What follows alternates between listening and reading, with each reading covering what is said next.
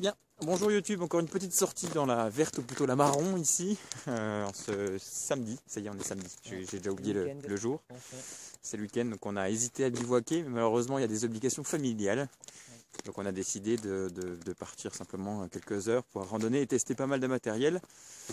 Et justement je suis accompagné pour pouvoir tester ce matériel du côté pratico-pratique du groupe de l'Accent Comtois de Jérôme. Voilà. Bonjour à tous. Donc Jérôme qui est en plus accompagné de Gucci. Voilà, le loup. Le fidèle le loup. Bon, il a la carrure, mais je suis pas certain que ça va jusqu'au bout, mais non. Magnifique ce chien.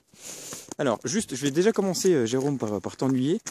Parce qu'au final, tu as voulu commencer par tester ce système de sac, mais je te laisse nous raconter tout ça. Pour une question de budget, dans un premier temps, j'ai récupéré des pochettes de sac F2.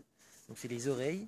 C'est des sacoches de 10 litres que j'ai accroché après une ceinture tout simplement. Donc ça me fait un sac donc ayant 2 oreilles. Donc voilà, c'est le sac F2 qu'on a de 10 litres, donc voilà, ça me fait 20 litres de sac. c'est le sac F2 qu'on a récupéré au surplus militaire, et il y avait ça dedans. Donc, si vous voulez acheter une pochette de ce type là, c'est à peu près 30 € sur les sites type USMC Pro, etc.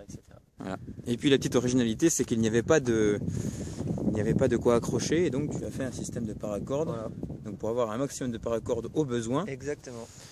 Donc super intelligent. Donc on va tester ça et puis retour au final tout à l'heure pour voir si sur ces 20 litres si c'est confortable ou pas. Ouais. Voilà, au niveau du dos, au niveau de la ceinture, si tout se passe bien. Retour tout à l'heure.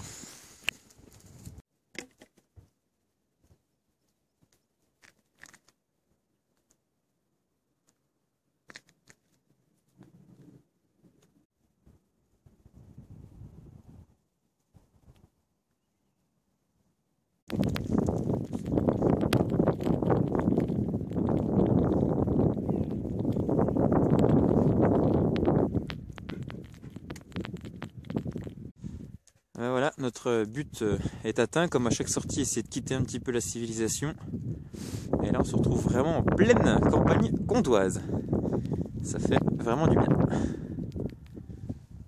Un Gucci. Un petit endroit sympa au passage. Bon, on n'a pas de grandes montagnes, mais on a quelques collines qui permettent d'avoir des points de vue intéressants. Comme ça peut être le cas ici. Et puis au loin, là-bas, vous voyez les 3 éoliennes lors de la dernière vidéo qui est uniquement consultable, je ne sais trop pourquoi, sûrement des droits d'auteur, consultable que par PC. On était ici là sur ces 3 éoliennes. Et là, petite vue plutôt sympathique. Qu'est-ce que vous voulez que je vous dise? Petit paradis, il manque plus que le soleil, mais sinon le bonheur est là. Belle prise de vue avec le chien. Pour prendre un cliché en plus.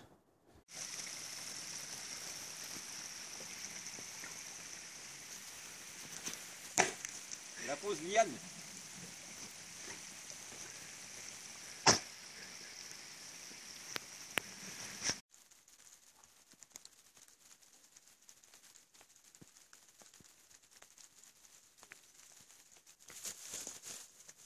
Allez, nous avons trouvé un endroit plutôt intéressant pour pouvoir se poser quelques minutes. Bon, il y a une maison derrière, mais on est à côté d'une jolie petite rivière. Donc on est en Orée du Bois, ça fait 1h30 qu'on marche. Et donc c'est le moment de faire quelques essais et puis une découverte qu'on n'a jamais vue nulle part au final. Donc tu vas nous en toucher peut-être un mot un peu plus poussé, mon cher Jérôme, si tu arrives à récupérer. Je suis un petit peu essoufflé, hein, je m'excuse. Alors, tout simplement, donc ça s'appelle la Farson Blade. Donc c'est ni plus ni moins qu'un...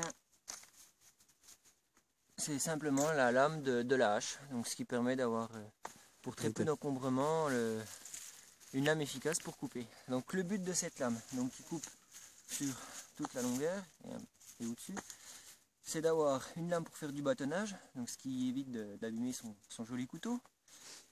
Donc on va déjà essayer le bâtonnage. Et puis donc dans un second temps, on essayera donc de faire une hache pour voir ce que ça donne. Donc avec... Donc je m'installe. Mon chien qui gratte. Bon. Ça reste plutôt efficace, ça rentre. C'est déjà une bonne chose. Pour fendre, on voit bien que ça fonctionne, puis ça a l'air d'être super solide en tout cas.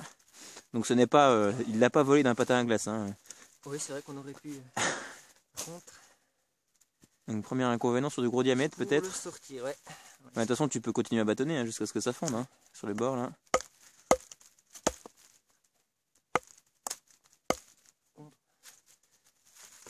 Pour le retirer, je ne sais pas comment faire. À part pour fendre, Hein, tu peux que fendre. Hein.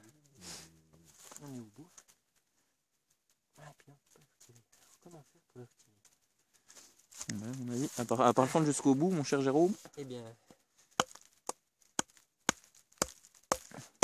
Ou bien voilà, en le faisant remonter tout doucement. A priori, on devrait.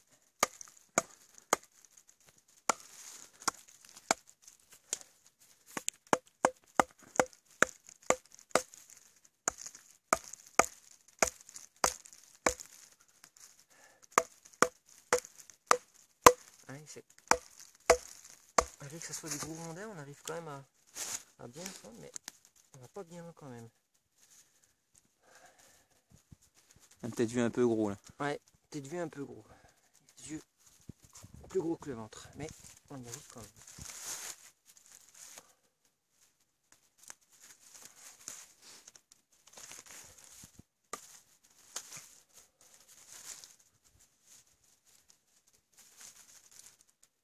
Bon, pour ceux qui ont l'habitude d'aller au bois, je pense que ça faudrait peut-être essayer simplement avec un coin. Ça serait peut-être même plus efficace en fin de compte. Parce que ça va vite fait de se planter.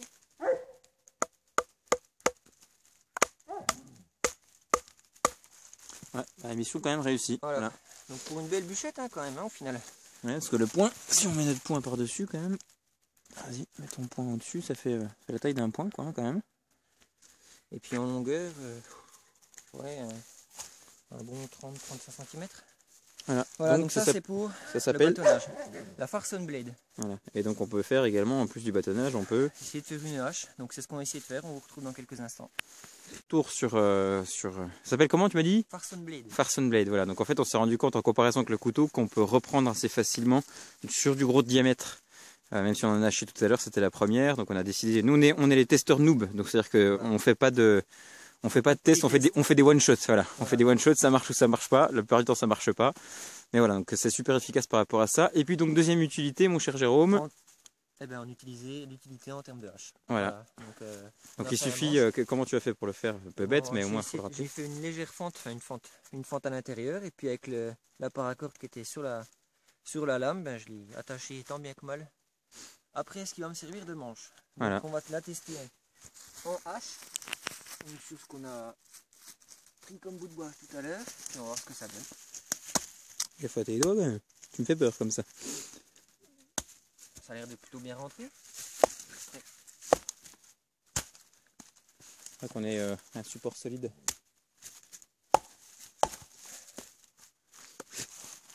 Attends. Mets-toi dans l'autre sens, c'est limite si tu tapais dessus. Voilà.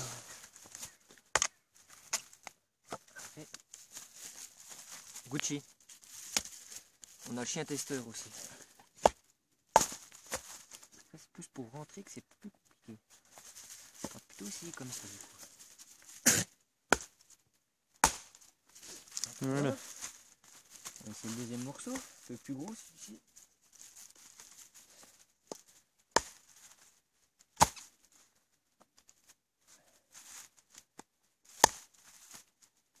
Ça quand même, c'est pas efficace quand même le manche. Hein. Il faudrait peut-être voir pour une autre astuce. Voilà. Voilà. Comme vous pouvez le constater, l'inconvénient, c'est ça. C'est bien du one shot. Donc peut-être essayer de trouver un autre système. Bon là c'était un premier essai pour bois un peu plus solide, il faut du bois vert un peu plus solide. Un bois un peu plus solide. Et puis trouver un autre système pour attacher. Avec juste la paracorde, c'est peut-être un petit peu limite ça. Bon, on n'a pas été très professionnel sur le coup, hein. Pas de support fixe, etc. Mais par contre, gros avantage. L'avantage aussi, c'est qu'elle ne coupe pas que ici, mais également là. Donc c'est pour ça que pour faire du bâtonnage, c'est super pratique. Mais alors vraiment, au lieu d'avoir un simple couteau qui coupe dans cette ligne-là, ça permet de pouvoir pivoter et de faire du bâtonnage beaucoup plus efficacement, même si on l'a fait en off.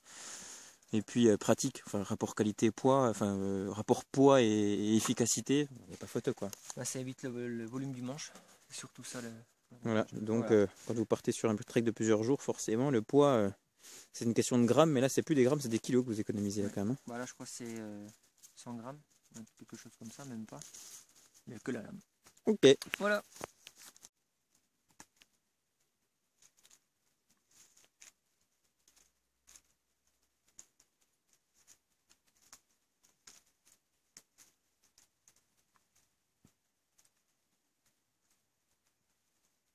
Dernière petite fonction, donc si on veut tailler. Pas de souci, fonctionne comme un couteau. J'ai bien un peu gros là. Peut-être un peu à aiguiser, mais super pratique en tout cas. Voilà.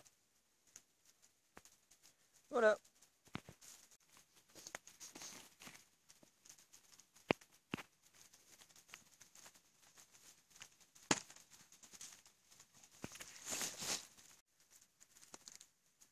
La vie, il suffit de rien. Parfois, il suffit de rien. Mon petit thé l'épicéa et puis un peu de chocolat. Après, on est reparti pour une bonne heure et demie encore de route. À la santé du colonel.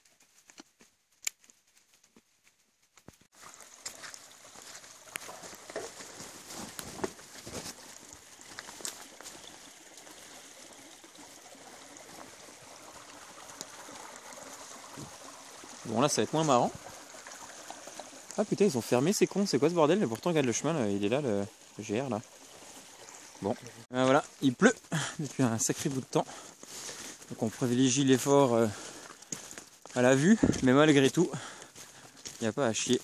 Voilà. Si ça, c'est pas des bons moments passés, c'est juste magnifique.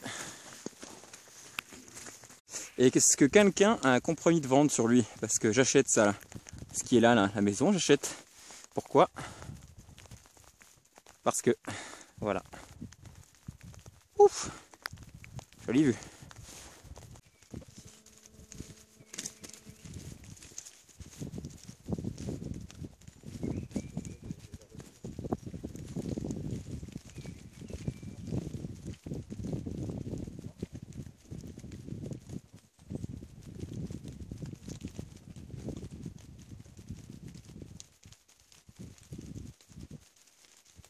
Gentiment à tomber, donc c'est l'heure vu qu'on arrive, on arrive à notre point de destination, de faire un retour sur ces fameuses poches supplémentaires, donc tenues avec de la paracorde. Voilà. Et donc le retour, on a fait quand même, ouais, on va calculer comment on a fait, mais je pense qu'on a au moins fait 10 bons kilomètres en sachant que ça faisait comme ça et comme ça. Je pense qu'on n'est pas loin des 10 bornes. Oui. Ouais. Et pour le retour, je prends mon souffle, hein, excusez-moi. Et je pense que c'est bien pour des petits treks jusqu'à 4-5 km. Parce que ça tire vraiment sur les reins. Et en termes de volume, je pense que c'est pas assez par rapport aux contraintes. Donc un bon sac à dos avec des bonnes bretelles bien confortables et puis l'aventrage, je pense qu'il n'y a rien de tel. Après, pour sortir dans la verte l'histoire de quelques heures, je pense que par contre c'est une excellente idée qui coûte vraiment pas cher. Ou pour si on reste à un emplacement, une petite soirée, et puis qu'on a des petites recherches à aller faire pour faire des champignons ou autre. Ouais, ou des aller poches, chercher du boulot, des peu grosses importe. poches, voilà, des grosses poches. Je pense que ça peut être sympa. Voilà. Ou alors j'ai une option, le porte-bière. Voilà, si vous partez entre amis, c'est le porte-bière. Donc c'est ainsi que s'achève notre petite sortie pluvieuse. Je vais pas dire comme d'habitude, mais presque. Donc à très bientôt pour une nouvelle sortie qui serait arrivée assez rapidement. On aurait dû faire un bivouac ce soir, mais comme on l'a déjà dit précédemment, on n'a pas pu. Donc ce sera pour la prochaine et très rapide. À bientôt!